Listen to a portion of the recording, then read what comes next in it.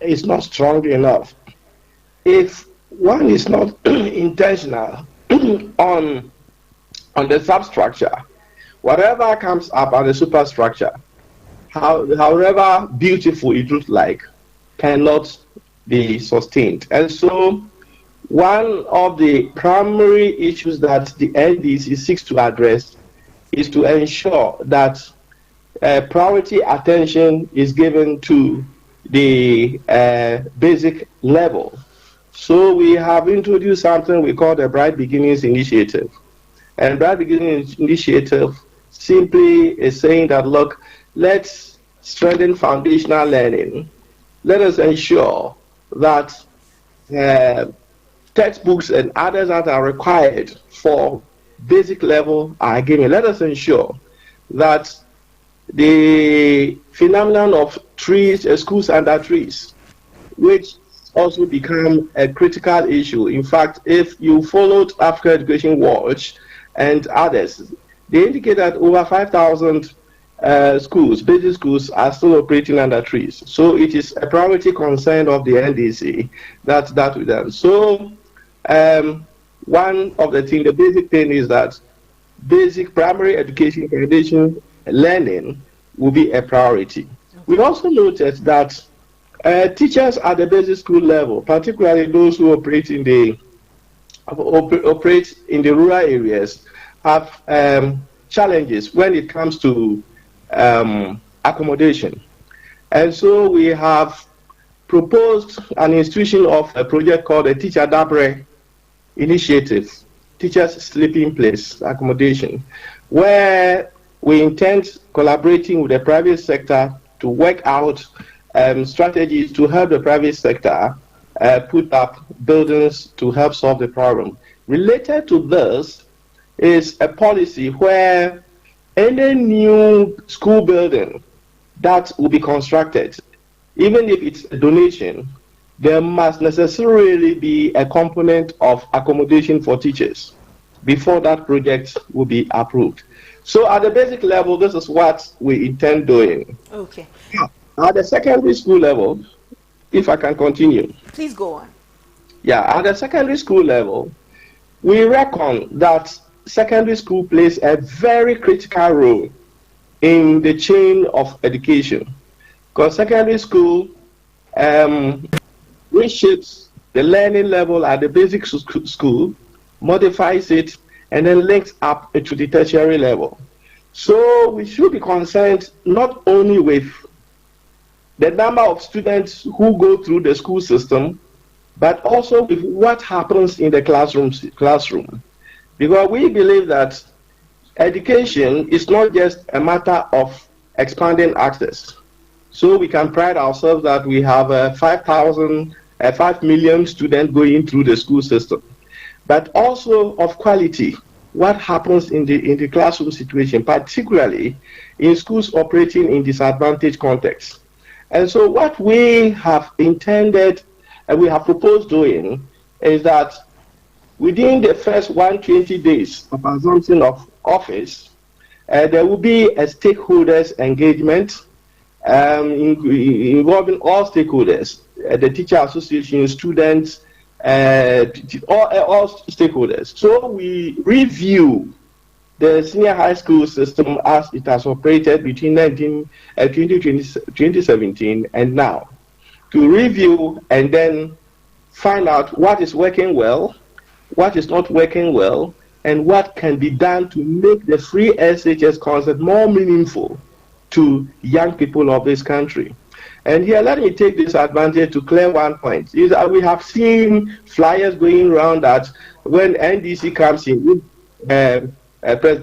former President Mahama comes back as president, he's going to cancel the free SHS. And it's interesting. I was telling someone that it's interesting that it is only the MPP dictionary that defines review as cancellation, because the notion of free SHS itself, that notion of free SHS itself, has been with us for years. Kwame Nkrumah's time, free SHS was right from primary school through secondary to university. It was during the National Liberation Council and Progress Party era where they thought that the free component was an albatross on the budget of the country, where they started reviewing those things and removing the free component. But thankfully, the 1992 Constitution came out to reawaken it. But I am not a constitutional lawyer, but I assume that the crafters of the Constitution looked at the resources available. They considered that schooling is not just a question of access. It's a question of quality. It's a question of equity. And so considering the limited resources we have, then the idea of progressive free education came up. And so within this context, the NDC introduced a progressive free education in 2015. And so before 2016, when NDC left office, there had been initiatives progressively. Infrastructure was key, and so the NDC invested so much in infrastructure, started putting out e-blocks, science resource centers, and others that will balance access, quality, and equity. And the NDC left off. Then the NPP came out and said, look, we are also going to continue the free SHS, but in a holistic manner, across board. Right. And so when we talk about free SHS, nobody who contributed to the debate from the beginning, including NPP people who thought at the time from a national perspective, like Dr. Ado Kufuor, who cautioned that implementation of the free SHS as perceived by the NPP should be taken gradually. Okay, like, Prof. Yes, please. Yes, Prof. Let me come to the crux of our matter today on the program. Government has commissioned some over 80 projects, and these over 80 projects, in the long run, should also be able to address the issues of the double track system in the country. What plans does the NDC have to be able to also look at these issues? Should you assume power come January 7, looking at the fact that the government has started with 80 projects? What do you plan to do to add up to these projects so that we find a very clear path when it comes to especially our second cycle education in the country?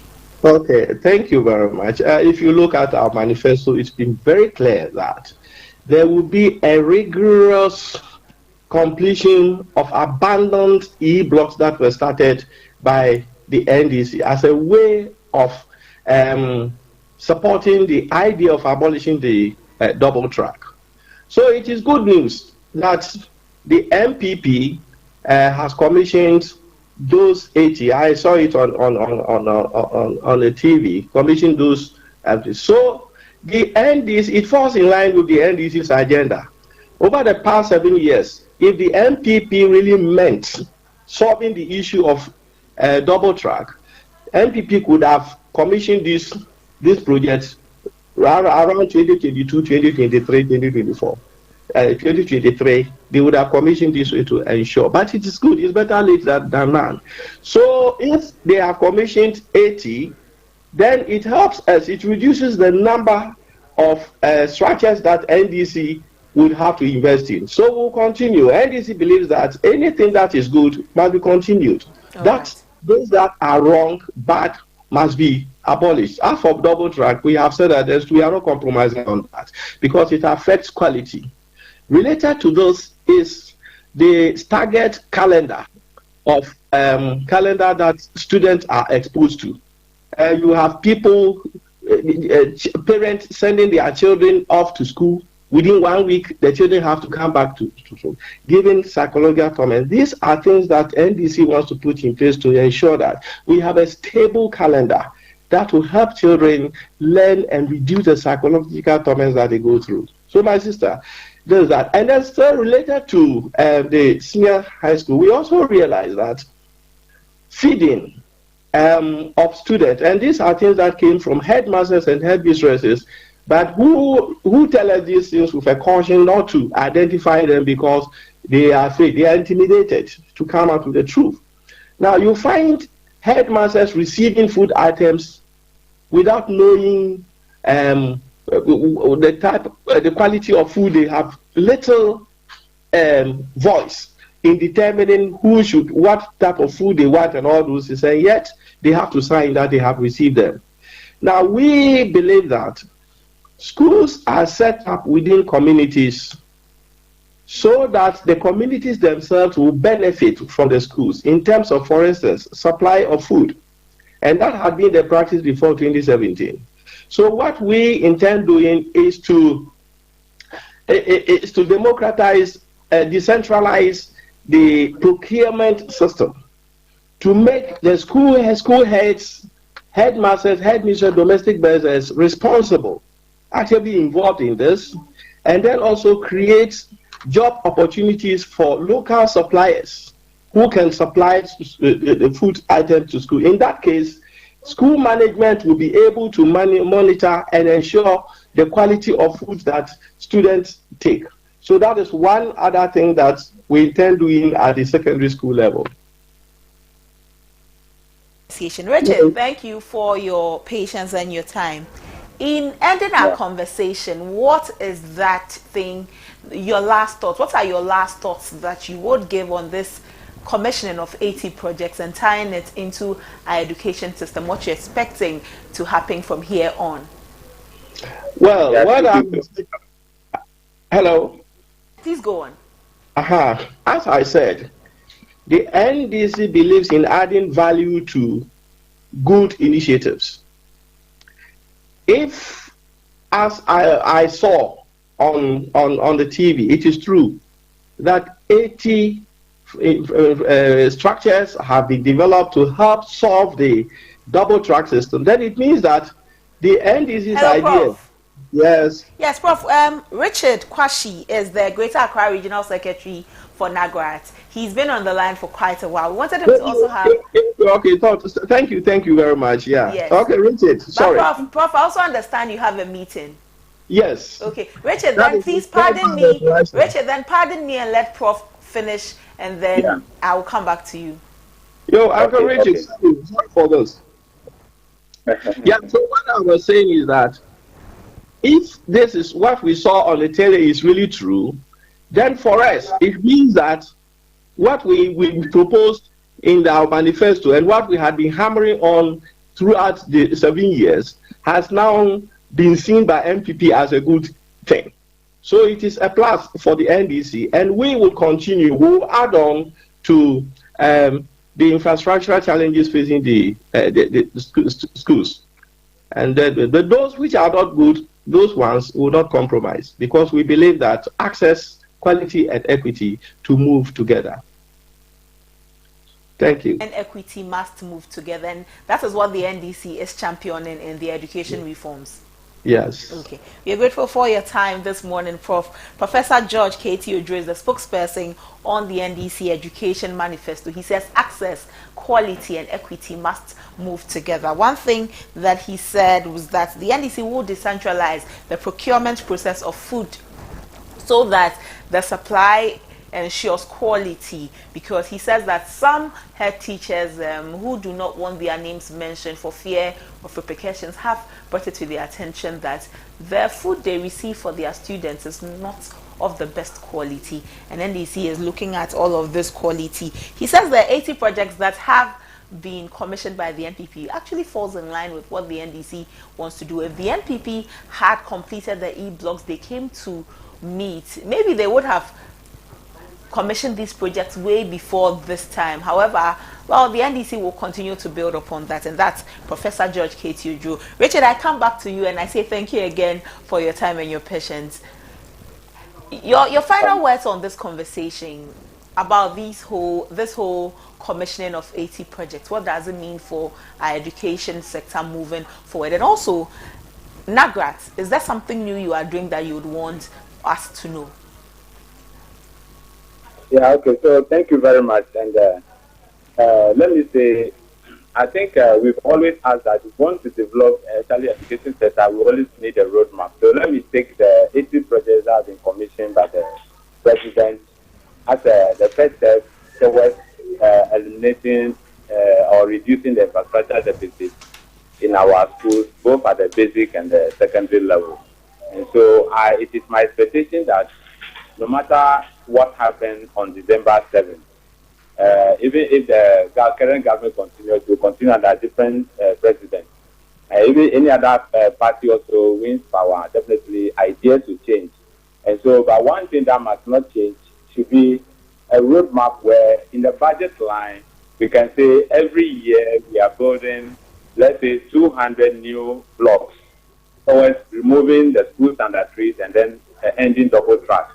And then it's not just the school block, but it will also be installed with the modern everyday 21st century modern day teaching and learning resources that can make the children economically, the learners economically viable. And so for us, that is what we want to see, and that's what we'll continue to advocate for.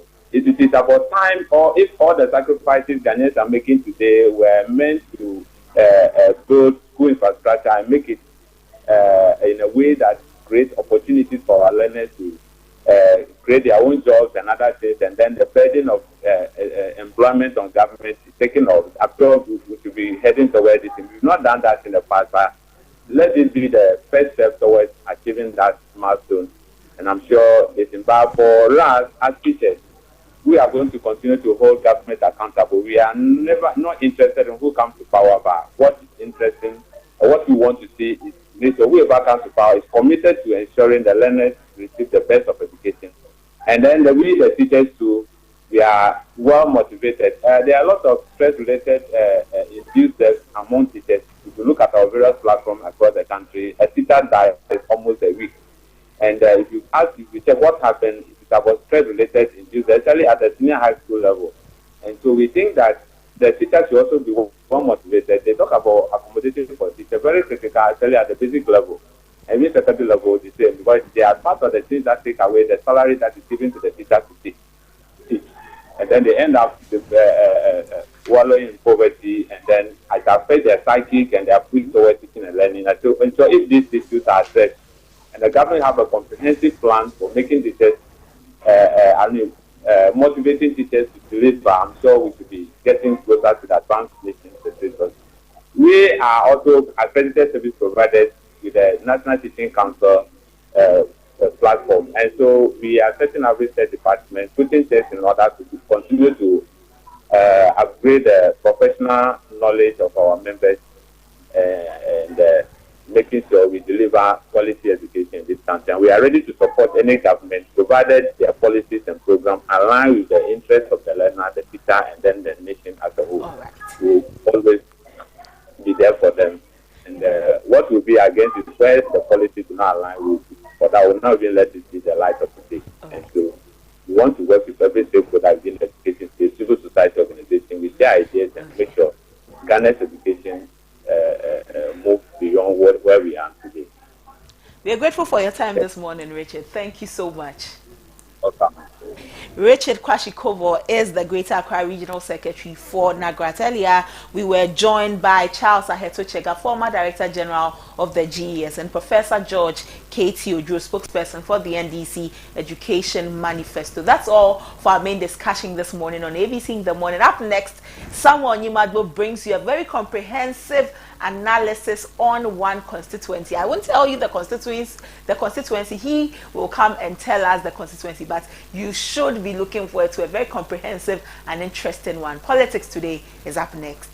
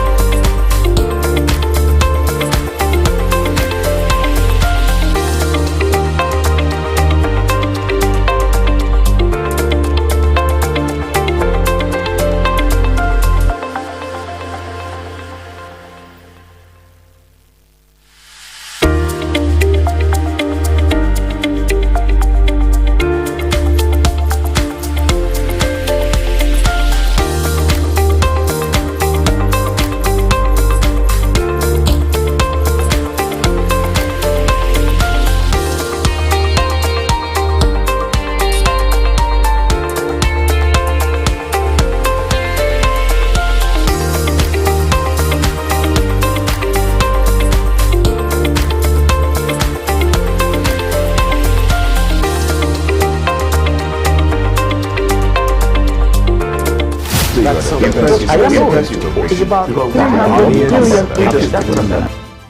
is where the headlines are probed. Policies scrutinized through an objective lens with an unbiased approach to every discussion. Key in to a series of pulsating conversations with the hard questions. Why do you still want to run when you have failed? I haven't. What do you mean by failed? In-depth analysis of policy proposals. If it is a temporary program, why do we want to still create another gold reserve exchange program also to address a temporary issue? If you introduce a temporary measure and you realize that the temporary measure works and is sustainable, you have to rethink whether or not it should just be temporary. And every agenda and positions intellectually debated to set the record straight. Look, you still don't answer the question now. Good. Question is, if Article 78(1) is anything to go by, your ministers of state largely are supposed to come from the parliament. Yes. The law says that not less than 10 and not more than 19. So these are your cabinet, your ministers of state you're going to get. How do you intend to resolve? Have you thought about managing that head-on? Absolutely. If I hadn't, I probably would not get on the fray to do this. On Focus on ABC, we focus on the matter, the personality, and the answer beyond the rhetoric. Focus on ABC shows every Thursday at 7 p.m. only on ABC News Ghana television.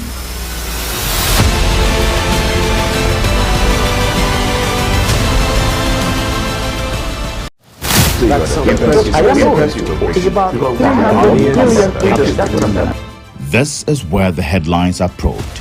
Policies scrutinized through an objective lens with an unbiased approach to every discussion. Key in to a series of pulsating conversations with the hard questions. Why do you still want to run when you have failed? I haven't. What do you mean by failed? In-depth analysis of policy proposals. If it is a temporary program, why do we want to still create another gold reserve exchange program also to address a temporary issue? If you introduce a temporary measure and you realize that the temporary measure works and is sustainable, you have to rethink whether or not it should just be temporary. And every agenda and positions intellectually debated to set the record straight. Look, you still don't answer the question now. Good.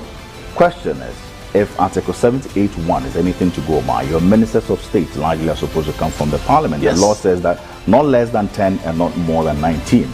So these are your cabinet.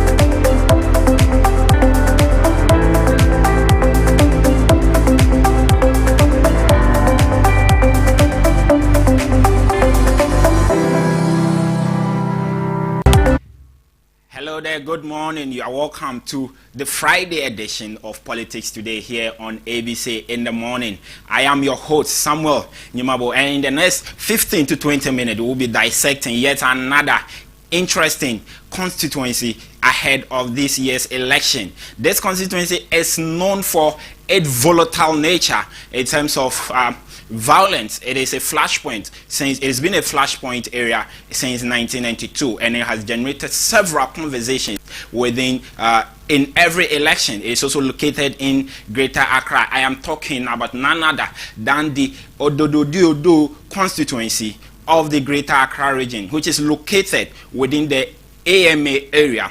Now, mainly this is a cosmopolitan constituency with diversity that makes it a focus for politics and elections, and it has been in existence since 1992. It's one of the long-standing, all the oldest constituency in the Greater Accra region. It is, you can find areas like Makola, parts of Jamestown, Kantamanto, Bokum Arena, and Palladium as part of this constituency. The Timber Market is also part of this constituency. It's a largely the Gan area is a largely dominated Gan area, also the constituency is made up of a business community. So the Makola business community, the Makola, which is the biggest market in Ghana, is part of that community as well. You have the fishing, the Jamestown Fishing Harbour has been part of it. So the fishing side, the fisher folks are also a main part of this constituency as well. So it has been a constituency that has generated several conversations over the years with how people within that constituency are very interested in their voting pattern, and are also staunch, most of them are staunch supporters of the National Democratic Congress. So it is a largely dominated NDC area, with NDC having the advantage over the opponent NPP. So that is how that is what the Ododo constituency basically is about. Now let's look at the vote pattern in this constituency.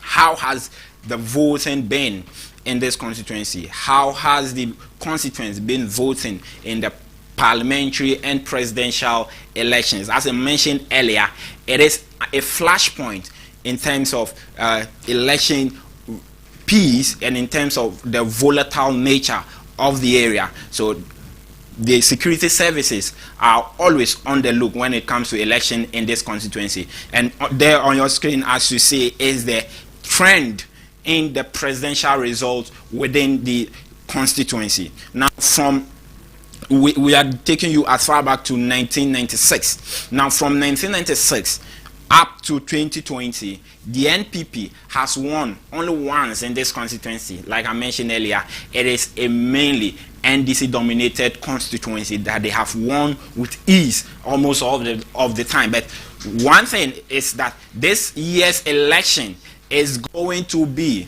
a very difficult one.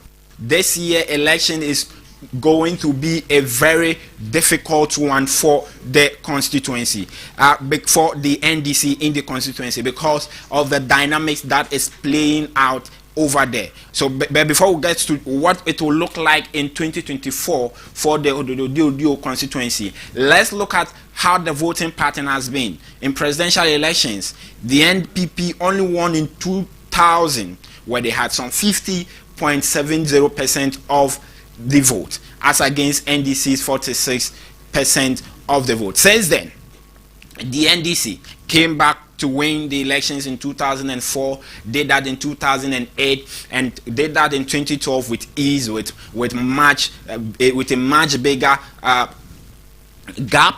Did that in 2016 as well, and won also in 2020. But if you look at the trend, you realize that since 2000, when the NDC lost, there was an upward adjustment. They began to win the elections with higher vote, with higher percentage, up until 2012, where it ended there. That's where they peaked. In 2012, they peaked in 2012. Then they decided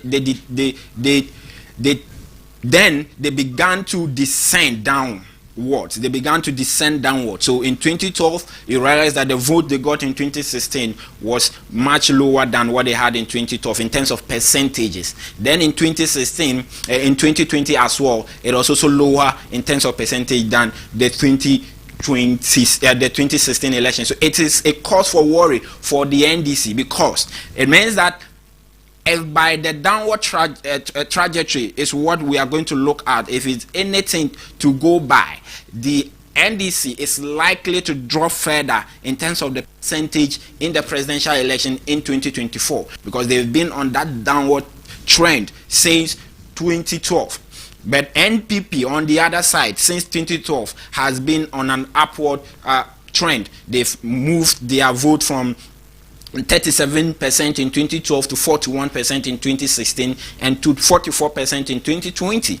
Can they move upward again in the 2024 elections? It's one that we would keep our eyes on. So this is how the presidential result has been within the constituency. Now let's look at what the parliamentary elections has also been. The result in the parliamentary election has also been in this constituency.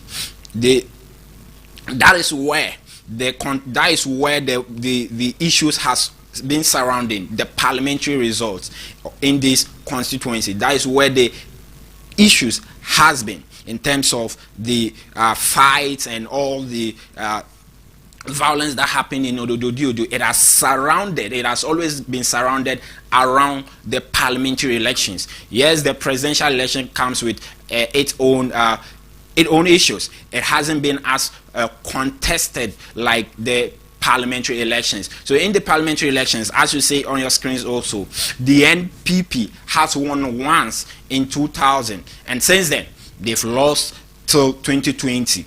Now in 2000, when they won by some 51.40%, and then lost their seat to NDC in 2004. Now there was a by-election in this constituency in 2005. So in that by-election as well, the NPP lost in the Ododo Diodo constituency in that by-election. Now the by-election, there was a bit of a tricky trend in the by-election. Ghanaian by-election normally comes with low voter turnout and all of that.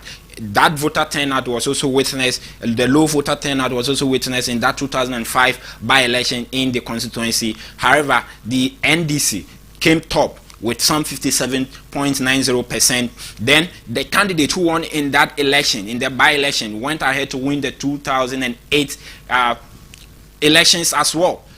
Won for the NDC with some 55.70%. After that, then we had a new face for the NDC.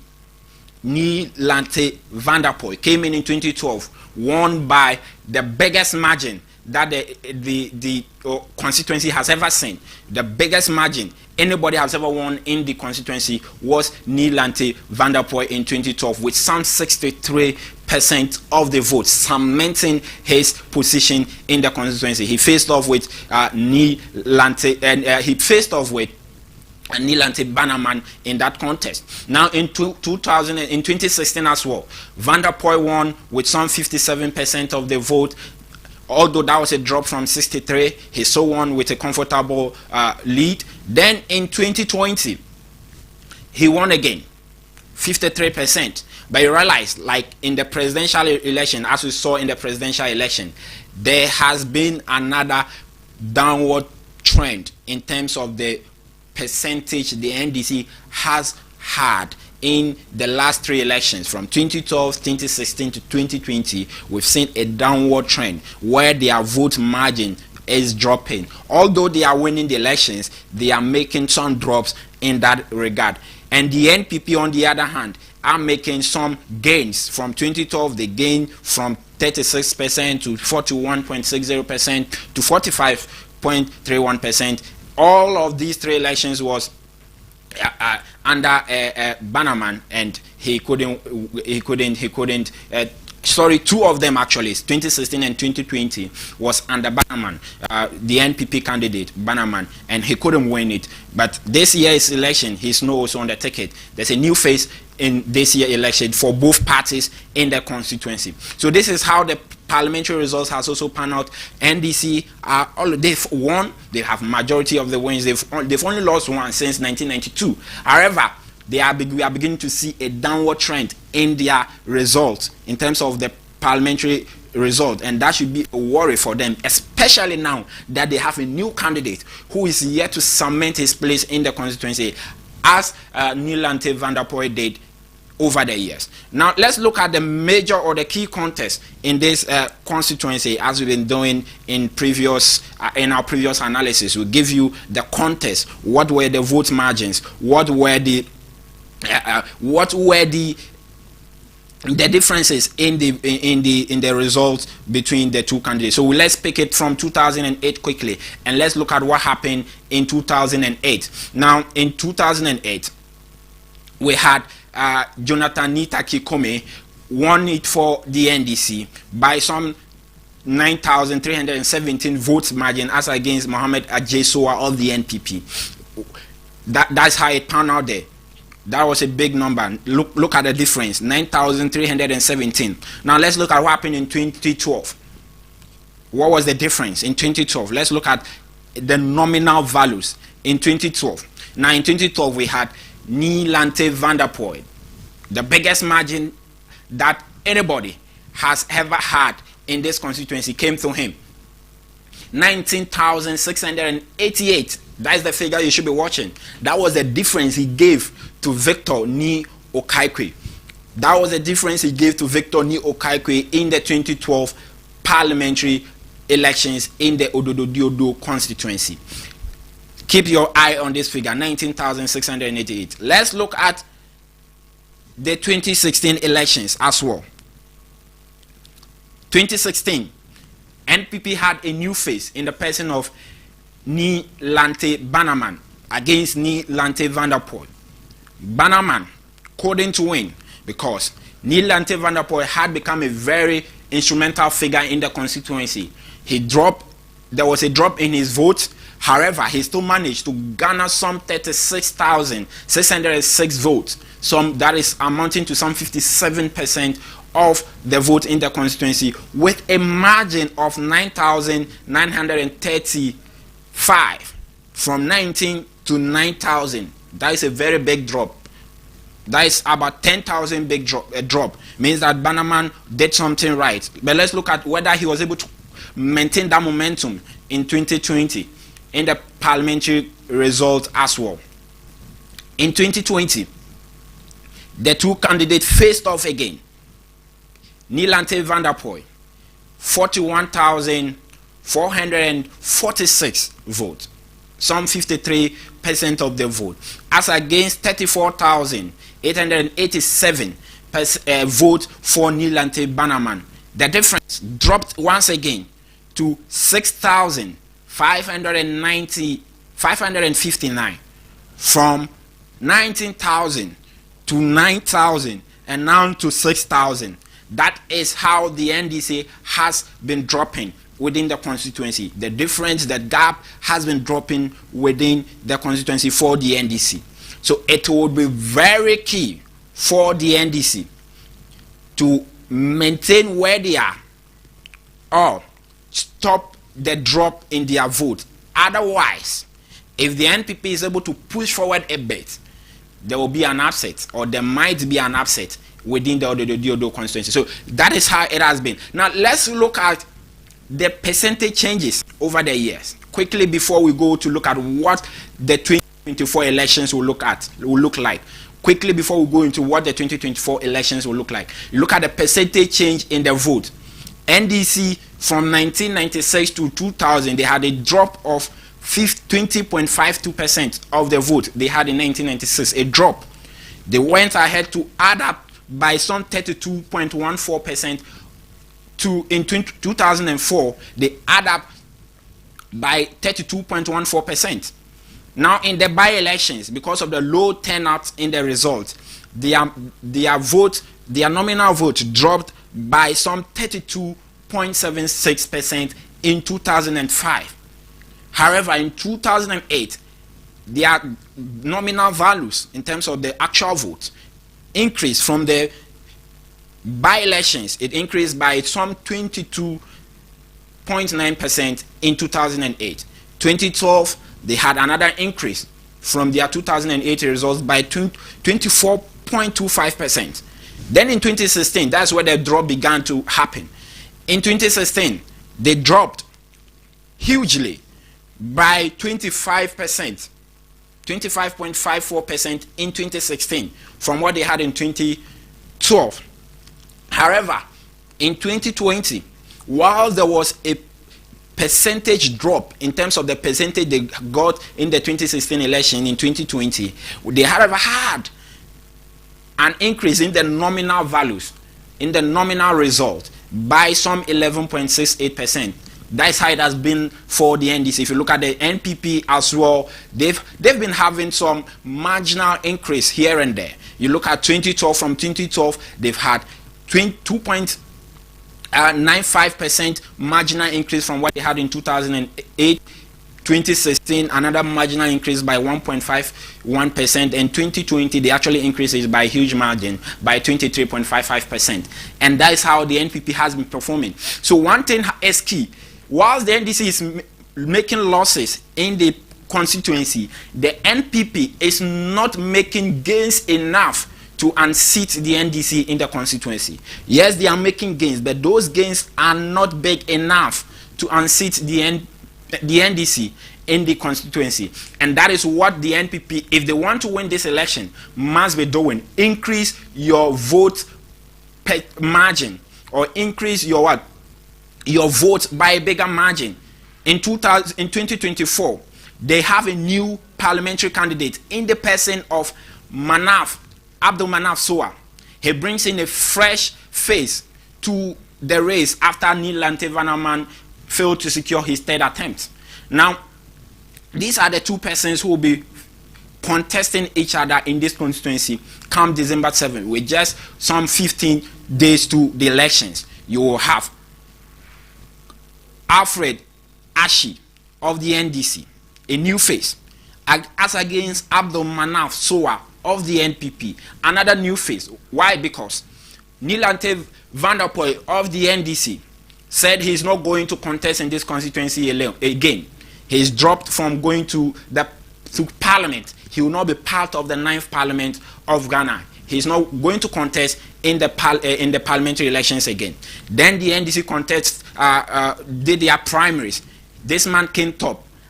Alfred Ashi came top, won the elections. Same for the NPP. Bannerman went against Abdul Manaf Soa and lost. So Manaf is representing the NPP in this constituency. The question is, who wins in this constituency? Now, like I mentioned, Manaf comes in with a fresh face, with a bit of exuberance, the youthful exuberance he has in him, and he comes in with a very fresh face, one that the constituents have found hope in. With both parties presenting new candidates, the constituency may see its most competitive race yet. Voters in Odododiodio who are facing challenges related to unemployment, they are facing challenges related to unemployment, sanitation, education, and issues related to basic needs and basic services, will likely focus on which candidate delivers solutions to these pressing issues. Now, let's take a look at what the voters and the constituents within that constituency have been saying. Let's take a look at them. We've engaged some of the constituents, and they've been telling us that how and where they will be voting, and some factors that will be determining their voting decisions. Let's take and we'll come back to continue with the analysis. Ma ebe fine ma ni bi jela wacho ke ochi oya eni no odomachine suku e menyo first ku ko me tem me edu ko ebote sport dem shi asatena ni domobi ene moko kra baku no na ke male eni aka wo ya le male ebe meno kra ewo mi isale ni nge ba vote jino ewo ma pa nu pa fai ageshi amekwe election eduba ni agaju ni amakina so me vote say I want try we no dosro do ni ama bo cost too much be just bibia nkoso yie men obia nsi ya pese change government no na yehwe ni obeba no so ni obeye amaye ni ama is too much ye hu ni akoso kra day in day out ni bibia bo inflation ni ama ni bibia just bibia nkoso kra anka mi pesa mi vote kra na so mi pesa mi sisa mu ntima vote e kire se nwa sesia na mi koto obi 9 million sesia 9 million inso nwa ni e 5 million and then 9 million enti minimi mi hu atomi a me ko akvote what ya say me wa hu kire mu nti mi ntumi vote o se na kroma ye din no nti yesu ya be vote na ya hwe se yesisana kromu subetumi asisana se obia ehun se bibia mo ayedin su nyama mo ayedin bibia sisan fiti suba fom nyanyina bibia sisan nti yesu ye behwe se yesisemu kakra ebe koswana ya keshi mami e wacho mami e wa wanye ni wo he ni first go le akeshi ka she election time a chi oni be fe no flon ba shipon sha fi le election time ele ni fia no tenwen mo fia no tenwen onye wa yo kono onye wa efo onye wa gali onye wa mo onye wa kono no mi da ke lobby je ganda nche onye wa he o te beto wa ba kwado aka shi o ba nyo vote wonye wa vote wa ha me aka shika me cheni bia no bi ba shi wa wonye wa vote wa ha me na me cheni bia no ha wo no fia no tegwe ha wo wonye wa vote wa ha me o ka me cheni bia no bi ba shi wa wonye wa vote wa ha me o ta ka wa papa ba mi aka e bo mo de cheni bia no ha wo anybody bi tegwe ani bi abashi ha wo ani bi abashi po ha wo ka ani bi abashi po wonye wa vote wa ha le ka ani bi abashi po wonye wa ki ha me working out me working out me well do what for fair na kai bi e do working out me wo MPP bi working out me wo ada ka shi wonye do one p wonye wari ko bi te sanche be ka be bi o ye 10 cedi wala to bi askun 30 Ghana ko pa askun million wo be ka bi se 30 Ghana askun be ka bi 30 Ghana ba first ko ka be askun 5 cedi o ba ale be ka askun be wala 30 Ghana de ki askun million wo se na kan ko happy ya Ghana wa no fe de Ghana. Right, so these are some of the concerns by the electorate within the Odo constituency for elections. So if you heard some of them, some are saying that they want change, they want to see their financial situation changing, the economic situation in general changing. So they'll be voting for change. As to whether that change means that they'll be voting for the NPP parliamentary candidate in the elections, or voting for the NDC in the election, because the NDC as it stands now are in opposition in terms of the presidential election. So the NDC must have a concern to be worried about. They have to be worried about the things in this constituency, because the constituent by now, because they've been voting all along with the NPP, with the NDC since 2000, might be fatigued, and they might want change. As we've seen, some want change. Whether the change means they are voting for the NPP parliamentary candidate is another thing that will December 7 will tell.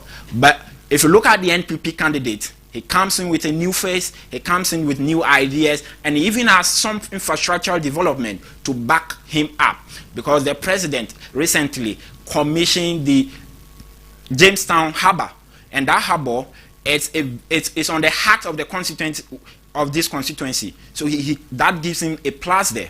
However, the NDC has issues. Their issues comes from the parliamentary primaries they held some months ago, where there was even a physical. There was fight at the constituency office. So the NDC have issues to address, and Alfred Ashi and his people have a very big election on their hands, and they have to address these issues. They have to address them ahead of these elections, or else the NPP this might be the year for the NPP within the constituency. This might be the year for the NPP within the constituency. So the NDC has to work hard, extra hard, because they don't have the face again. They don't have the person who is well known in the constituency, in the person of Neil Lante Vanderpoel. He's no more there.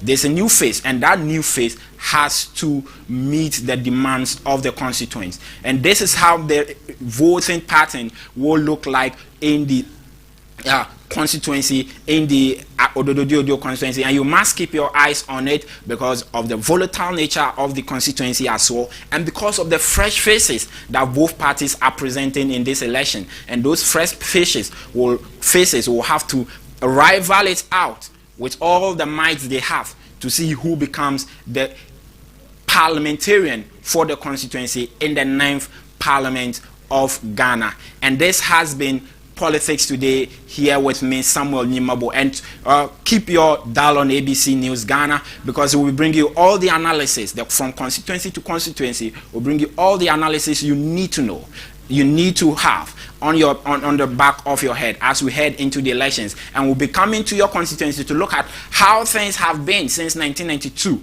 and how things are likely to shape up in this year's election. And this has been Politics Today with me, Samuel Nyimabo. Before I take leave of you, I want to remind you that on Poll Center, we say that vote not violence. Do not indulge in any violence as you head into the elections. Go and vote and go home in peace. Don't indulge yourself in any violence. And keep your dial on ABC News Ghana. We have more for you. I am Samuel Nyimabo.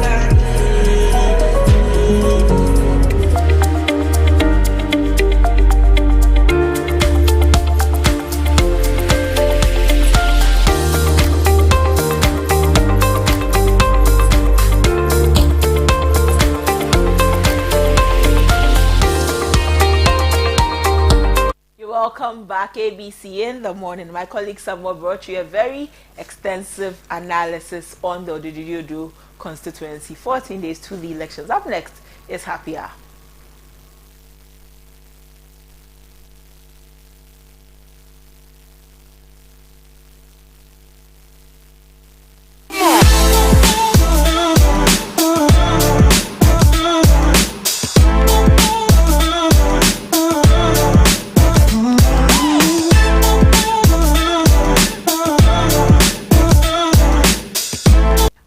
We give you the opportunity to wish your friends and loved ones or that wish that is in your heart. So if you have any wish, send us a DM via our socials at ABC News GH _ on Instagram, on Facebook, on TikTok, on X. Just find us there at ABC News GH _ and we will be glad to wish them a happy birthday on your behalf. Some people have sent some wishes for their friends and loved ones. Let's do that for them. So this is happy birthday going to Prince J. George Senior and Junior. This is from Bridget. Twinning and winning. I'm so grateful to have you both in my life. Happy birthday, guys. May this year bring you even more joy, success, and memories together. So Junior and Senior, Senior and Junior, happy birthday. This coming from Bridget. We wish you a happy birthday and enjoy the day. This is to Pauline Anaman Esquire of AB and David. This is from your fellows and ASAP. Happy birthday to our amazing sister.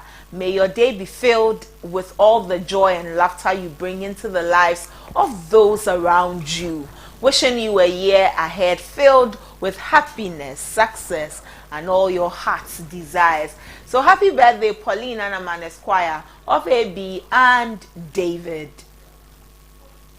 This is to Prince J. George Senior and Junior again from Pokia. Pokia says, double the celebration, double the fun. Wishing a happy birthday to my awesome twin friends. Cheers to another year of adventures together. So I also joined to say happy birthday to Senior and Junior. It looks like you have a lot of fans. Happy birthday to you guys. And this is from your siblings. Happy birthday, Prince J. George Senior and Junior, from your siblings. Double the trouble, double the fun. We love you guys and can't wait to celebrate another year of life together. Happy birthday, twin brothers. So your siblings say that a happy birthday to you. And today is the birthday of Professor Jaina Anopoku Agyemang, the running mate to the flag bearer of the NDC, and today is her birthday. Former Vice Chancellor for the University of Cape Coast. A happy birthday to you, Professor. God bless you and God bless you. And I know that, of course, it will be coming from NDC, the NDC, and everybody who celebrates with you. A happy birthday to you, Professor Jaina Anopoku Agyemang. And this is a happy birthday going to Millicent Fofo Ado of WAS SHS, from your parents, siblings, and youth ministry of TAC. Happy birthday, sister. Your presence makes the world a better place. May your special day be as incredible as you are, filled with joy, surprises, and all the love you can handle. So this is to you, Millicent Fofo Ado of the WAS Senior High School. And these the wishes we have. If you also want to wish your friends and loved ones a happy birthday, just get in touch with us via our socials at ABC News GH _ at ABC News GH _ and we will be so glad to wish that person that birthday wish you have in your heart for them, or that special wish you have for them. Up next is Executive Interview.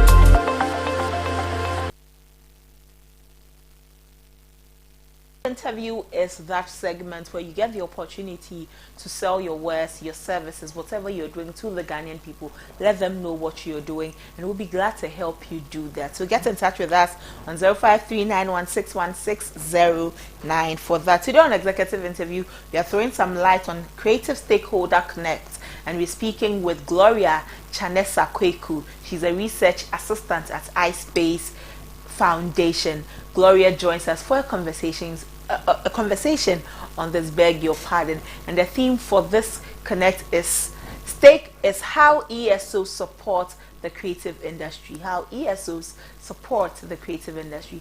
Hello, Gloria. Good morning. Thank you for your time. Hi, thank you for having me. Good morning, everyone. Gloria, what is iSpace Foundation? Thank you so much. And iSpace Foundation is a tech hub that is located in Accra. We give support to entrepreneurs. We give trainings. We help them with tools that they will need as entrepreneurs for their journey. Okay. So basically, this is what iSpace is about. You give them tools for what will help their journey. But when we get into your job, what would you say you do there at iSpace Foundation? Yeah, so I basically do more of research and do a lot of reporting. Basically, in a nutshell, I would say that's what I do. So say I'm also beginning to start a journey, a creative journey, and I come to iSpace Research or iSpace Foundation. What should I be assured to receive from you?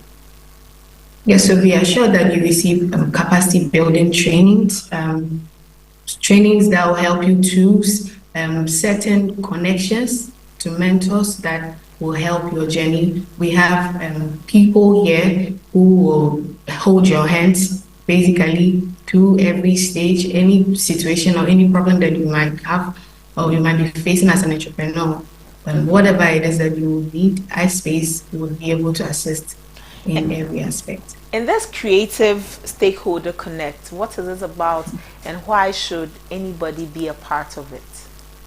Yes, so the creative event is all about shining a spotlight on the creative sector and the role that entrepreneurship hubs like iSpace and other key players play in creativity and innovation. So we want to bring together people to explore how we can better support the creative entrepreneurs, whether it's through funding, collaboration, resources, and plus it's also a chance for us to position ourselves as iSpace to partner with anyone who is willing to fund or help the creatives. Okay. Yeah. So if someone wants to participate, who are the target participants to attend the Creative Stakeholder Connect? Okay, so basically we are looking at anyone who is in the creative sector. That includes artists, startups doing works in the creative spaces, organizations that are funding these stuff, and pretty much anybody who is passionate about driving innovation. So these are the kinds of people that can join the call. And what do I stand to benefit when I join the iSpace Connect? For some of us who may not have so much insight into the creative space, but because of this conversation we are having with you, our interest is piqued to come and experience what you do there. What are some of the things that I stand to learn or I stand to benefit from when I attend the Connect? Yes, so it's a space for you to network. It's also a space for you to gain knowledge or understanding on the kinds of opportunities that are out there for you as a creative entrepreneur. And so basically, if you are to join, you'll be able to connect with some of these people who will be on the call. Okay. We would like to better understand some of the things those who have been a part of your Connect have enjoyed. In the videos we've seen different brands and organizations in the videos. Tell us what a creative after joining iSpace Connect is able to do or is able to add up to what they already have.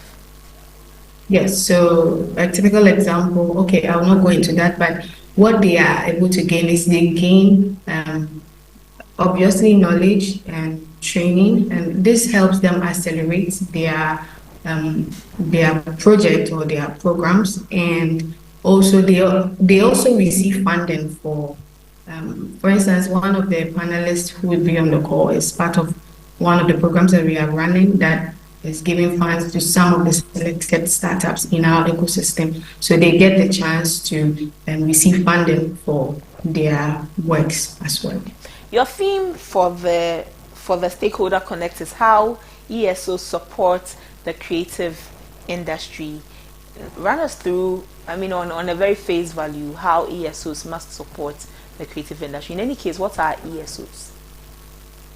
Yes, so ESOs like iSpace Foundation being a tech hub, we have a pool of entrepreneurs that we train, and we connect them to funders. So the things that some of these startups can do is giving some of these ESOs can do is giving some of these startups the opportunity to be connected to the big guys, and mostly we receive some of these opportunities from them. So if you are found or you find yourself in any of the hubs, you get a chance to benefit from some of the opportunities that we receive. You receive training, you receive funding, and all that. So, well, when is the Connect happening? And after that, share with us how we can get in touch with iSpace Foundation.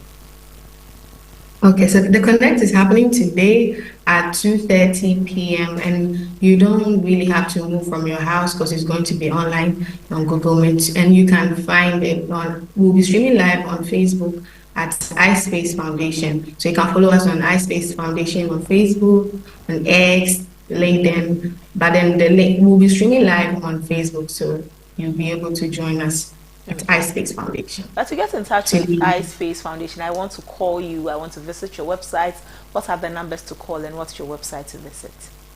Okay, so just a second.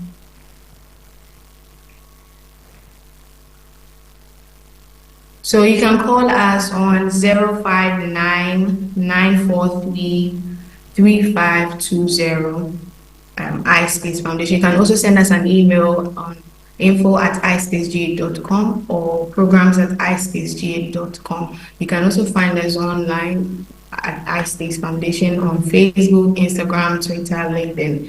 You can find us on all platforms. You can send us a message, a WhatsApp message on the numbers that I just put down. I just put down 059-943-3520. Please mention the number again. 059-943-3520. Okay, so that's iSpace Foundation, and they're having a creative stakeholder connect that you want to join today at 2:30. It will be virtual, so wherever you are across the country, across the world, you can join iSpace Foundation for their creative stakeholder connect, where they are looking at how ESOs can support the creative industry. Gloria Chanesa Kweku is a researcher assistant at iSpace Foundation. We are grateful for your time this morning, Gloria. Thank you. Thank you so much for having me. So on this conversation with Gloria on executive interview, we remind you that if you want to be a part of executive interview, just get in touch with us and we would be glad to host you. This is ABC in the morning, live on ABC News GH. At ABC News GH, we tell you that we are your credible election guide, the Poll Center. So it's your votes that we need, not any form of violence. As you go to the elections, 14 days to the elections, be mindful of anything that may cause you to perpetrate any form of violence. Eschew any form of violence. Take note of just your vote and your vote only. We are grateful that today you joined us on ABC in the morning. We couldn't have done this show without you. The whole week you tuned in your TV to ABC News GH. You joined us. You called in to give your comments, and to our guests who always came through for us. We are grateful to you. We are grateful to the crew for also putting together a great show. We'll come your way same time next week with ABC in the morning. You should stay tuned to this channel and enjoy all of the things we have for you. Our website is www.abcnewsgh.com. As we enter into the weekend, I want to remind you to keep your head up high. Continue to have hope and faith in yourself that whatever you set your mind at, you'll be able to achieve it.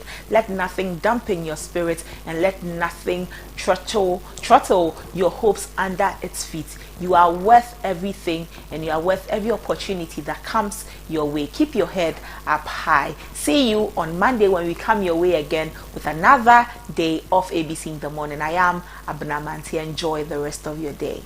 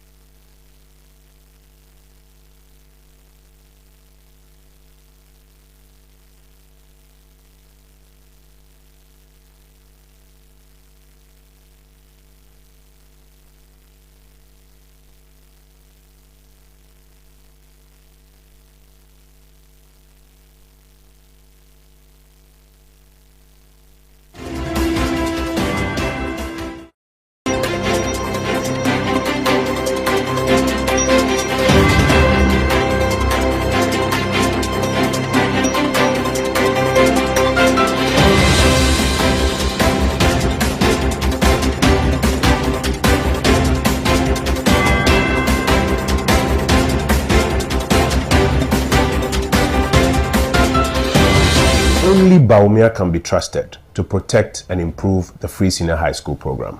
I want to take you on a trip down memory lane. In 2008, candidate Akufo-Addo promised that he was going to introduce education reforms, including the free senior high school program, if he was elected as president. From that election till about 2016, the NDC is consistently opposed the free senior high school. The government has budgeted 2 billion cedis for free SHS for this academic year. If you have 2 billion more to spend on education, will you spend all of it on free SHS? That Ghana must not introduce free SHS on the whimsical promise of a desperate politician. Sometimes they say it's just politics. But the big picture is that consistently they've been against it. In fact, in election 2012 and 2016, they sponsored several adverts trying to convince the people of Ghana say free SHS no. Any.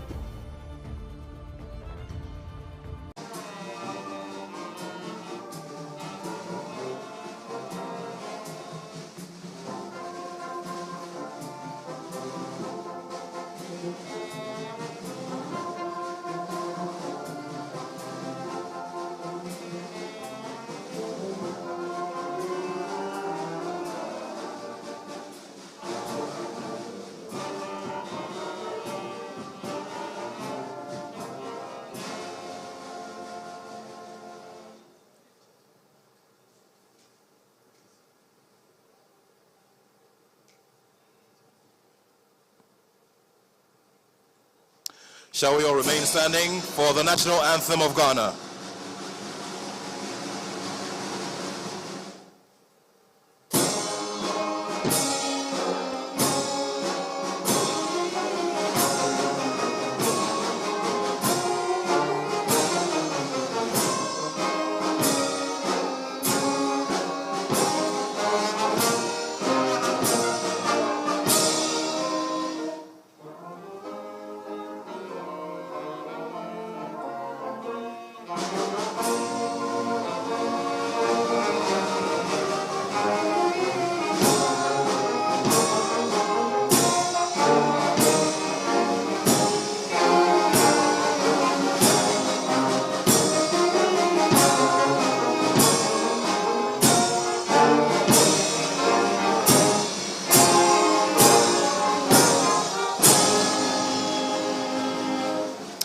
Shall we all take our seats? Thank you.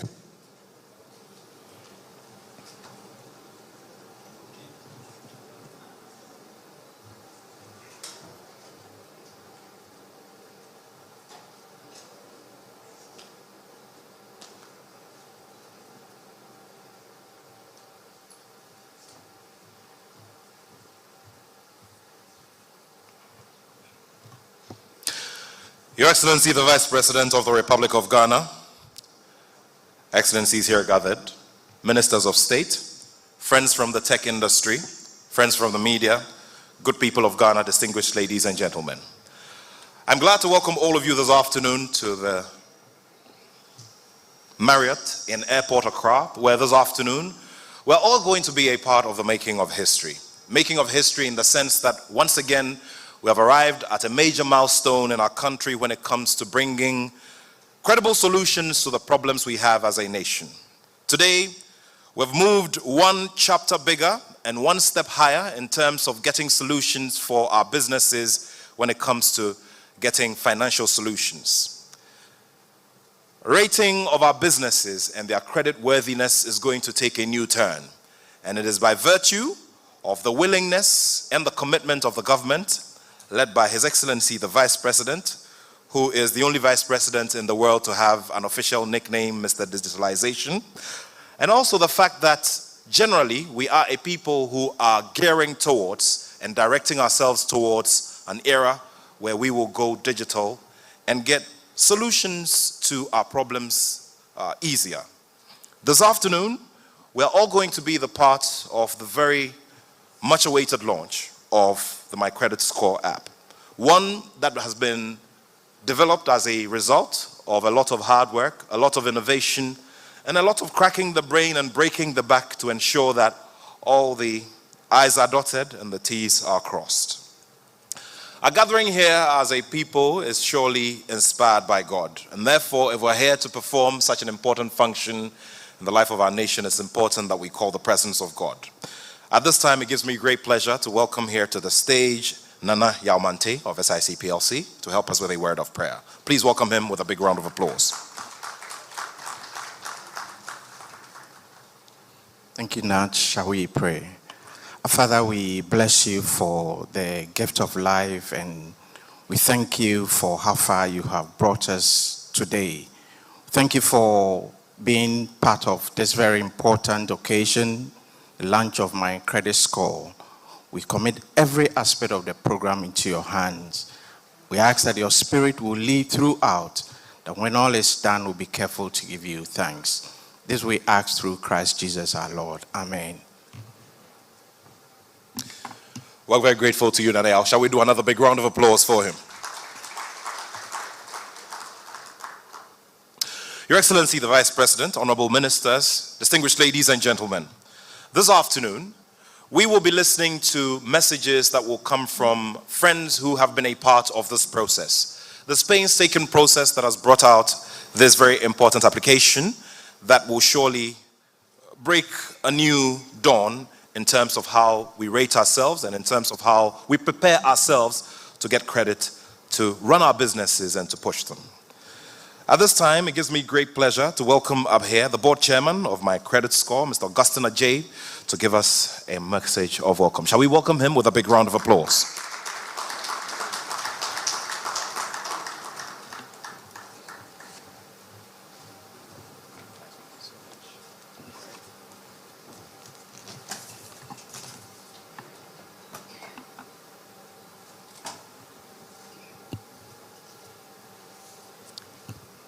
Your Excellency, the Vice President, Dr. Mahmoud Bawumia, the Governor of the Bank of Ghana, ably represented by the Head of Banking Supervision, Commissioner General of the Ghana Revenue Authority, Chief Director of the National Security, CEO of banks herein gathered, Chief Executive Officer, Ghana Telecoms Chamber, Chief Executive Officer, Ghana FinTech and Payments Association, Chief Executive Officer, Ghana Association of Bankers, Chief Executive Officer, Ghana Microfinance Institutions Network, all protocols observed, friends from the media, invited guests, distinguished ladies and gentlemen.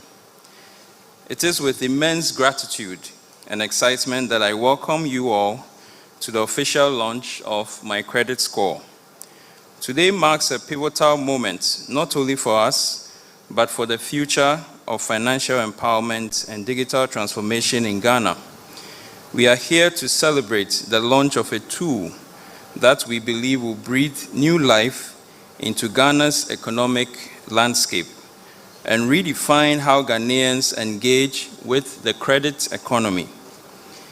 The journey to creating my credit score began with a fundamental observation that the credit economy often plays a more substantial role